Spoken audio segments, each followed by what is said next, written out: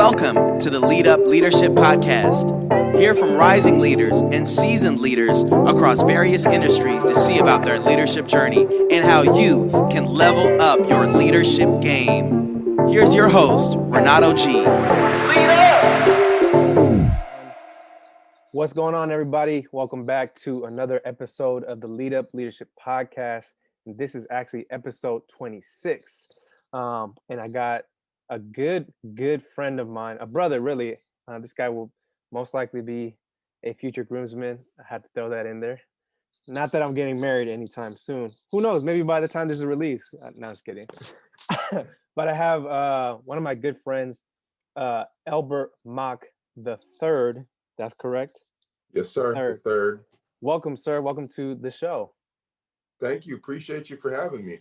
Yeah, man. I gotta share the story a little, before we kind of get into the serious stuff. But I can't really do this with anybody else. But how we kind of first met, but then how we kind of just grew our relationship, and this dates back to almost now it's 12 years technically, because we're in 2021, right? We met 2009 when I was a freshman at Davis, or entering my freshman year, and you were, I think, in your final year at Davis, or about to be on your way out. And you were a tutor for a summer bridge program that I was a part of, and didn't think much of it, but I kept hearing about this guy named Elbert, not so much for his book smarts, but because of, man, this all the girls on the floor, right, we're talking about this hot tutor named Elbert, right? I'm like, what's going on, right? And obviously became a talent show kind of fiasco and a skit, from my advisor at the time, Daniel Yeshwas, who played you in the skit, and it was hilarious. But after that, we never really interacted until I think maybe a year or two later, through gospel choir. And then, our friends became, your friends became basically my friends, right? Through Mark and Chris, and through different people like Kendi, Carol, right? So, and now here we are, still 10 plus years later, doing life together. We lived for each other for a little bit. That was a fun time. It was. So again, just all that to say, just appreciate you for being a part of my life and just your friendship and your brotherhood. So, man, just looking forward to kind of diving deeper into this session, man. Likewise, man. I appreciate you. Really. Yeah. So let's start off with this. We just wrapped up 2020, right? We're in a new year, 2021. Just kind of off the bat, man. Like, what was something you took away from 2020? A crazy 2020, right? And still crazy right now, 2021. But I feel like there's still some good things that we could have learned. So I'm curious to hear, man, what did you take away from 2020, and what are you looking forward to in this new year of 2021? Man, that's a great question.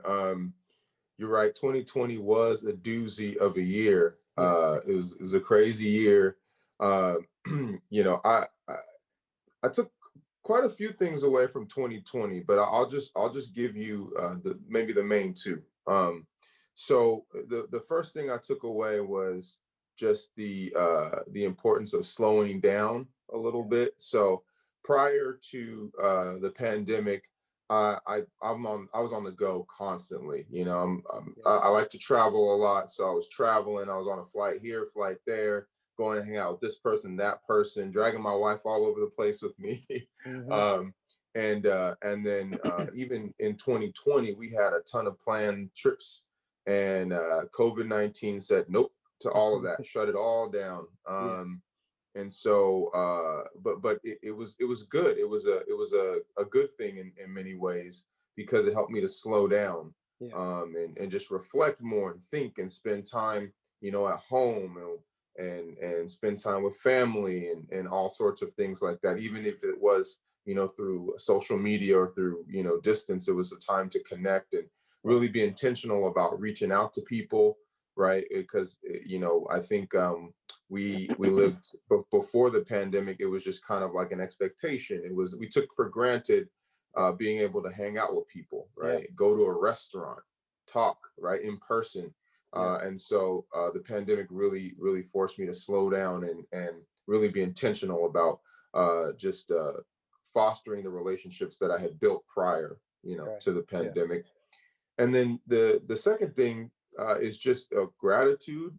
I think, in the midst of such a crazy time and a huge trial for the entire world, really, it just highlighted the things that I'm still grateful for, right? Not everybody got to keep their job.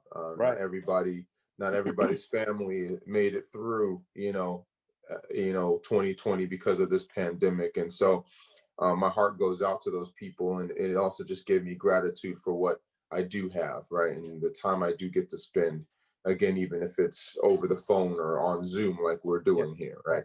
Yeah, no, that's good. Yeah. And I didn't give you a chance to kind of share, but can you share, yeah, just your background, man? Like, what do you where'd you grow up? Kind of maybe a little bit about your experience and what you currently do. Yeah. Yeah. Yeah. No problem. Yeah. So born and raised Elk Grove, California.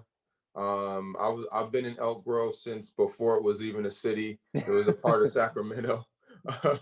Been here a long time. Did all my elementary, middle school, high school education here. And then after I graduated, I went to UC Davis and majored in biology there. Just had a great time in college. And I never really left too far from the nest, because after that, I actually went to pharmacy school down at Right. University of the Pacific in Stockton. So always within about 40 minutes of home. And now, or after pharmacy school, I actually did a residency, pharmacy practice residency, actually at Kaiser Permanente, South Sacramento. And that's where I currently work as a diabetes care specialist, about part-time. And then the other part of my time, I do asthma care for both adults and pediatric patients. Dope. So that's what I do. Dope.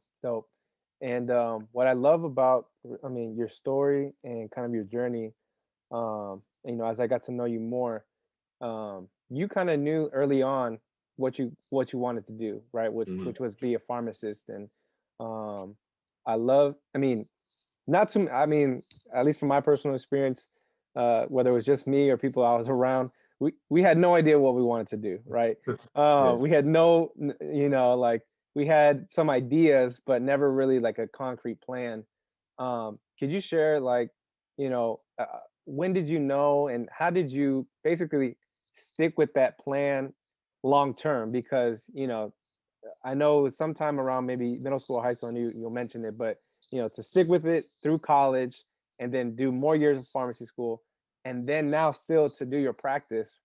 Talk to me through that long-term process. How was that for you? Man, yeah, it's a journey. It's a long haul. So interestingly enough, I've always been into science. I've been into animals since I was a little kid. I've always wanted to be some sort of scientist. I remember it seemed like whenever a movie came out, I wanted to be that. So I don't know if you all might be a little young for this, but the movie Twister, the 90s movie Twister, I wanted to be a tornado chaser. In the 90s, this movie Volcano came out, so I wanted to be a volcanologist. I wanted to be all these science fields. So I've always been interested in the sciences, but it was actually my junior year of high school. I was at a track meet, and my mom happened to sit next to this guy who was a pharmacist. And so she was talking to him about college and all this stuff, and about UOP. And so then I came after my event to sit, and then she introduced me to him. So we're chopping it up, talking about pharmacy. And I was like, oh, this seems like something that I'd be interested in. I like science, I like people, and it seems to kind of meld the two worlds. And from there, I just did my research on what pharmacists could do, and how to get into pharmacy school, what do I need to major in, classes I needed to take, and actually applied to UOP. They have a really cool pre-pharmacy program, and didn't get in. I got rejected from that program. That's right. Yeah. It's one of those weird things. Like, I had a bunch of friends who applied, and they all got the big envelope, and I got the little envelope. So, that hurt a little bit. Thankfully, UOP accepted me, but they just said I couldn't be the major that I wanted to be. So it was got it. So I ended up choosing to go to Davis, which honestly for me was probably the best option anyway. Right. But yeah, because I knew that I wanted to be a pharmacist, I was already like freshman year talking to advisors about what classes I needed to take. What major actually would have the most courses that overlapped with the pre-pharmacy requirements. So I actually ended up changing my major. I came in as a biochemistry major, but more prerequisites were covered by my biosci major than biochemistry. So I changed my major. And I just talked to upperclassmen. I joined the pre-pharmacy club. But yeah, I'm one of those rare cases in two ways. One, in that I had a plan, and I don't know what it was about pharmacy that intrigued me. But two, that I knew I wanted to be a pharmacist from such a young age. Because a lot of people don't even know what pharmacists do, right? And I was lucky enough to meet somebody who was already in the profession, and get that exposure just from a simple conversation in high school. And so once I kind of knew what I wanted to do, it was simply just finding the right resources, bugging people, right? Like if I didn't know the answer, I'm emailing, I'm going to sessions. I'm like, I want to know, what do I need to do? What's it like? What are the expectations in this major? What classes are going to help me understand pharmacology better, physiology better, like all of that stuff.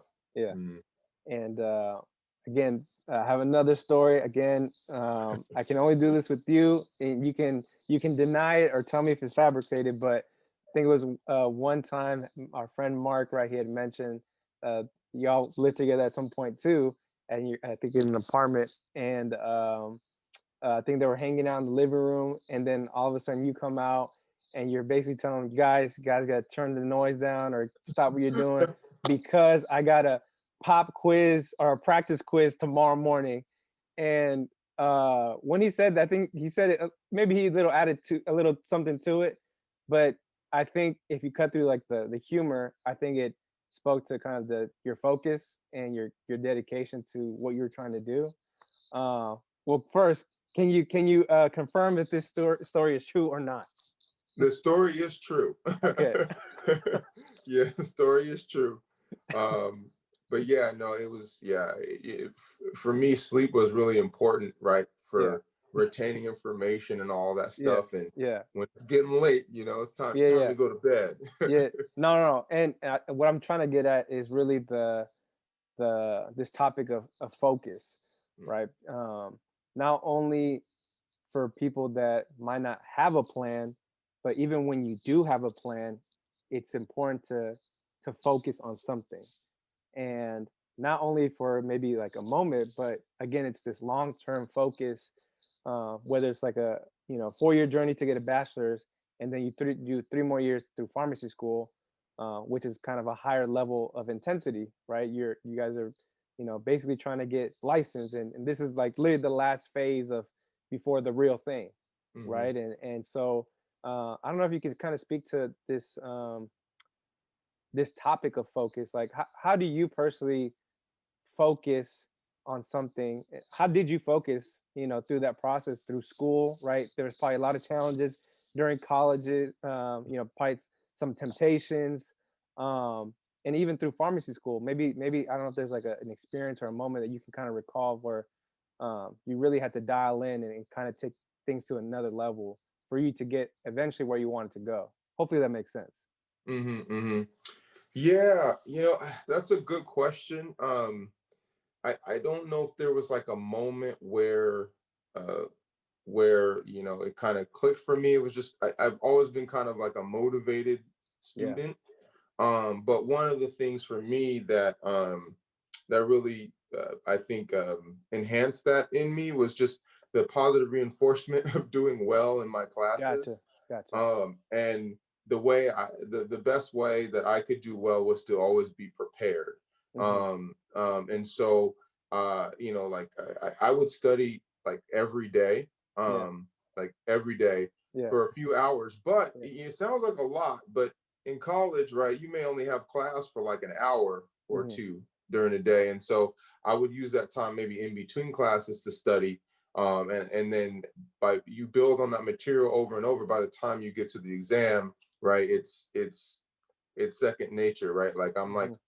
I'm like dreaming about potential test questions and stuff, waking Yeah. up like running through stuff in my head. And that, I don't know, for me that was exciting. Hmm. And then to take the test and to know most of the answers, it felt really good, and that Hmm. really reinforced that motivation in me. Yeah. And then just wanting to learn. I was blessed to major in sciences, which I'm super interested in already, and I get to take a bunch of classes that I really enjoyed. Yeah. I'm one of those weird people who loved chemistry. I Yeah. loved organic chemistry, any kind of chemistry, biochemistry. I loved it Yeah. all. And so really finding that major that fed that in me Yeah. help with that motivation. I liked learning. I liked going to class. I liked being challenged because it was a subject that I was interested in. Yeah. No, that's good. Mhm. And kind of taking a different direction now outside of your career and but not your love for science, something that you've um, done recently, and even I would say the last 2 years now that you've really dedicated your time and um, energy is into your love for animals, right? Yeah, You yeah. had some people might know you as LB the Adventurer, but um, and I bring this up because to not only have accomplished something like going to pharmacy school and now being a pharmacist for a couple years now, right? And which is a great career, right? Uh, but you also make time to pursue another passion, right? And even before that, you were pursuing music for some time, right? Like something that you really still love, but now you're pursuing something even more wholeheartedly, right? You have a YouTube channel, you're connecting with people within like that lane and industry, and which has led you to travel really the world, right? Yeah. So maybe kind of share a little bit more about that passion. What was kind of that leap for you to like, all right, let me get on the camera now and start sharing this. Let me start connecting with people who are doing the same thing, and what have you been learning and experiencing during this time as LB the adventurer? Yeah, man. Yeah, I think I mentioned earlier that growing up, I've always been into animals, Yeah. and it's always been kind of like a just a hidden passion of mine, a hidden love of mine. Even when I decided to pursue pharmacy, my major had a ton of classes that were animal related. Zoology, Hmm. entomology, bird behavior, all of these animal related courses. And and I knew there was a part of me that like wanted to do something with animals, even if it wasn't my career. I knew I wanted to do something with animals. And so there's a few experiences actually I think that I've had that really sort of like you know put me on the trajectory to dive into this. Yeah. One was actually in college, my junior year. I applied uh, for this. I heard about this random thing from some grad student at Harvard. She Hmm. had a grant to take students to the Caribbean Mm. island of Guadeloupe to catch lizards, right, for Mm. her research. And I was like, what the heck? Might as well. I didn't think anything was going to happen. So I put in my application. Yeah. They were looking more for somebody who was going to be pursuing that field, but I was very honest. I was like, I love animals. I'm going to pharmacy school, but I think this would be an awesome opportunity. Right. Um, and so they called me, did a phone interview. And next thing you know, I get a call back maybe a day later, like, we Yeah. selected you and one other student Nice. from Harvard to go out to this island. So the lady booked my ticket, and I think it was like maybe 3 months later, I was on a plane to the Caribbean, Wow. I never knew and that story. That's dope, man. yeah, man, it was amazing. And we spent 10 days on a Caribbean island, Hmm. all paid for free, Wow. catching lizards like all day. And Yeah. I know to some people that probably sounds like what the heck, but to me that was like Yeah. wonderful. I saw so many cool animals Yeah. that I had never been able to see in person before. I Hmm.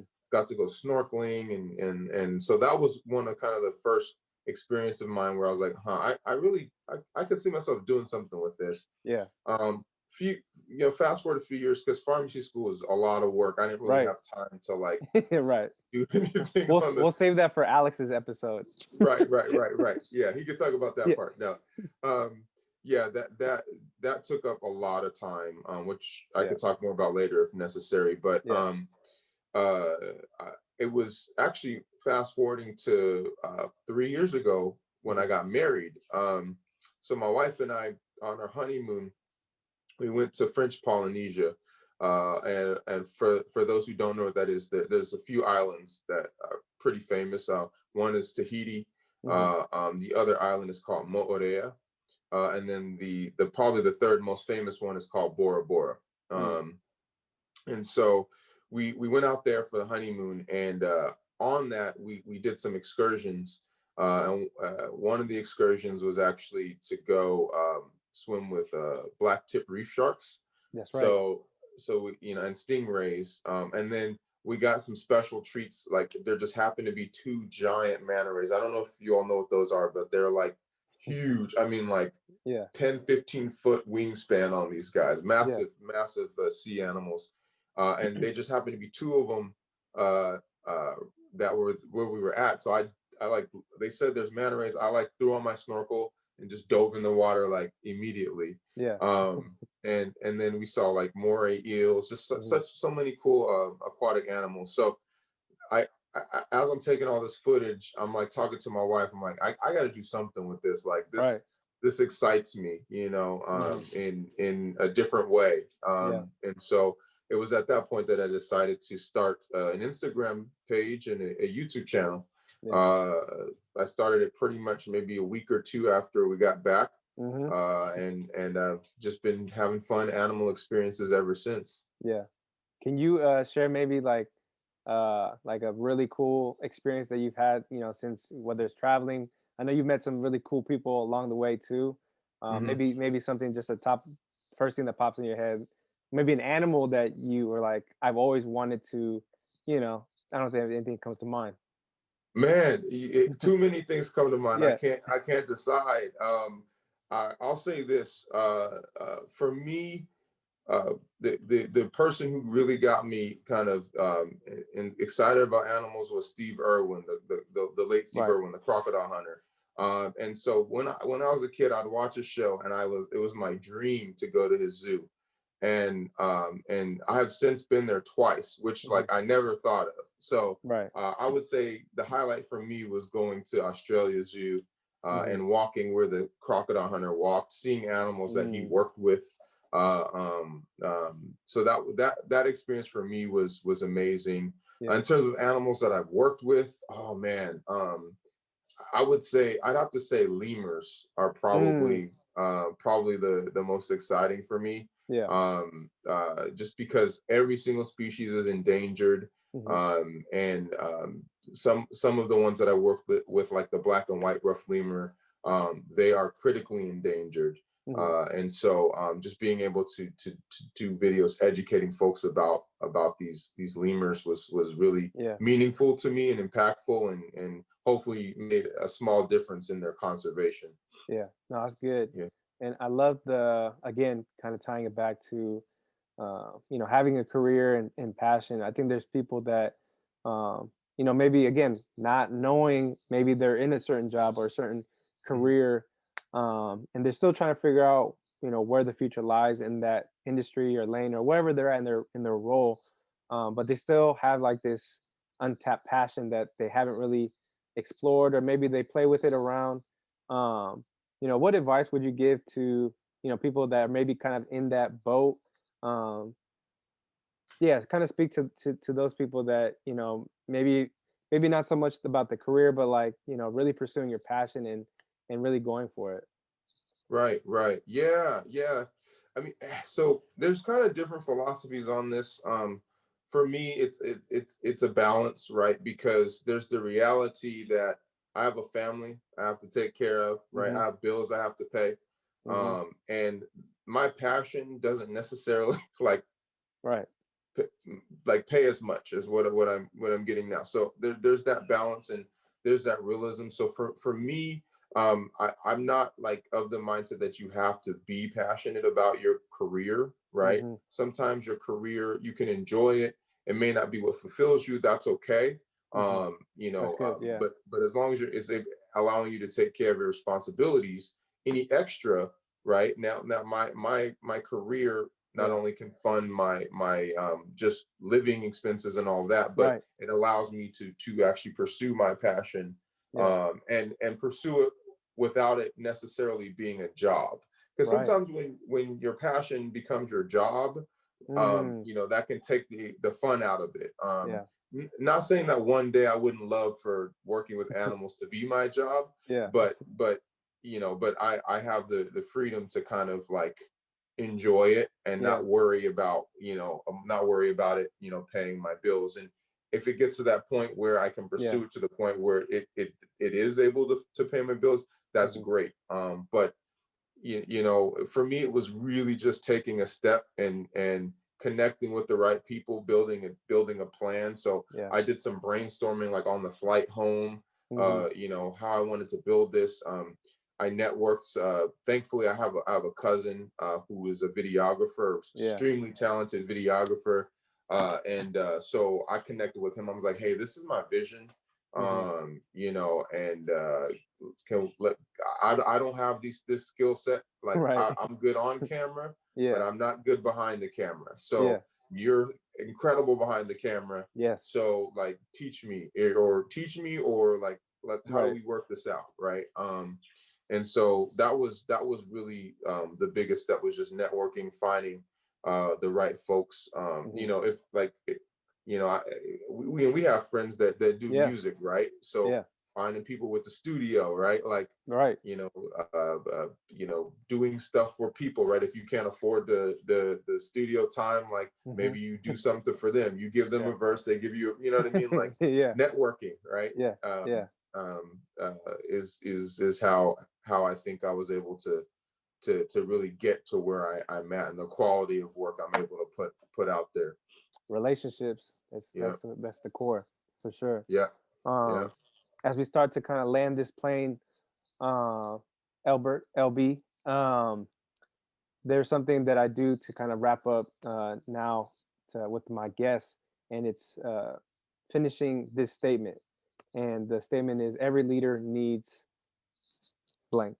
Knowing what you know from experience, right? Whether it's in your career or pursuing your passion or just things that you've gone through, how would you complete this statement? Every leader needs.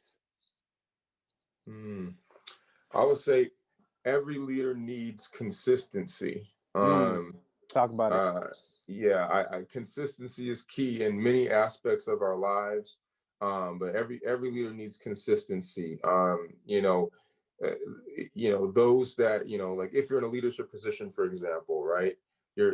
People thrive off of consistency. If they can consistently trust for you to do something or follow through on something, right? Hmm. Like every leader needs that.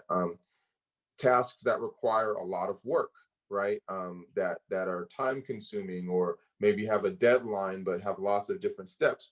Consistency is key with that. Maybe working on a piece of it daily, Yeah. regularly, taking little chunks of it, or maybe you need to plan working on it at some point each day, right? Hmm. That's what's helped me to be very successful, is just being consistent. Yeah. I'm not like I'm not that person that has like a photographic memory or has it all figured out. Hmm. But I know that if I work on something enough, frequently enough, it will stick, right? Yeah. And I Right. can I can share that with others. I can lead others down that path. If I don't know the answer, I can look it up myself or talk to Hmm. somebody who does. and learn it, right? Mm-hmm. But that takes persistence, that takes consistency.